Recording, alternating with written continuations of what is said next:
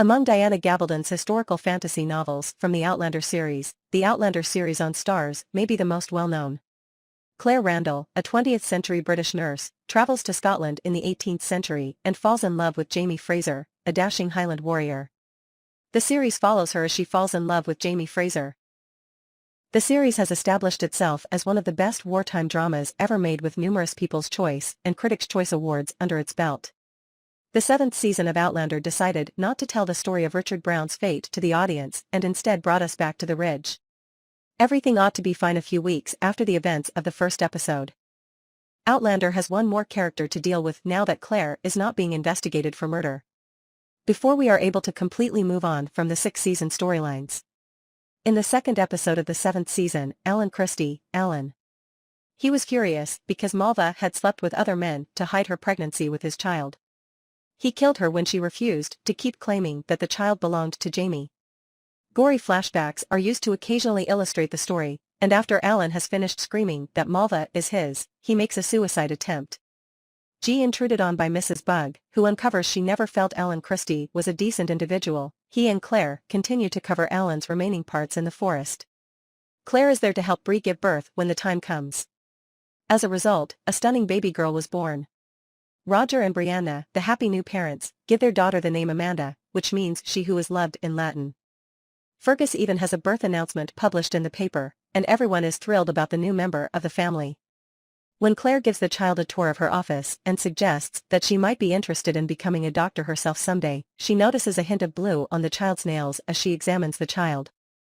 Bree and Roger must then decide whether to send their family into the future in order to save Mandy. She is unable to perform the procedure herself, but she does know someone who can. To travel back in time, Roger, Bree, and their children require jewels. Before going to the Ocracoke Stone Circle, the Frasers and Mackenzies travel to Wilmington to look for additional jewels. Despite their initial doubts, their son Jimmy confirms that he and Mandy both have the ability to hear the gem going into the future. In Wilmington, Reed sees Lord John Grey and William, his son. William is, in fact, Jamie's son, and Bran is Bran's secret brother. With his British Army unit, he is here to put an end to the uprising. Jamie observes them from a distance as she does a good job of concealing her joy at finally seeing William. He gives John a nod, but he doesn't come near him because he knows it's best for William to stay away from him. Bree wonders if Lord John would ever reveal his paternity when the latter leaves. Bree tells John about Frank, the man who raised her, and how she has always loved him, despite John's foolishness. She believed that William would still like John even if he learned about Jamie. After this interaction, Jamie goes to Lord John. Jamie receives a sapphire from Lord John, which he has been keeping ever since they first met at Ardsmuir Prison. However, when they learn that the Frasers are in town to purchase some stones, the two friends must tragically part ways. Roger's success in finding some diamonds in Wilmington and Lord John's gift have provided the Mackenzies with everything they need to sort through the stones. However, the next thing Jamie wants to know is how Bree feels about this time and place in comparison to her own. She does not at all respond. I find you to be magical. Before, her father is perplexed as to how Jamie would deal with the future. Back at the inn, Jamie tells Claire about the future conversation he had with Bree and about a dream he had about Claire being in her own time.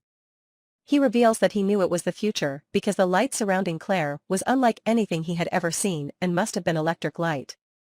In the end, Jamie gives Claire a treasure he had been saving and tells Claire that he hopes.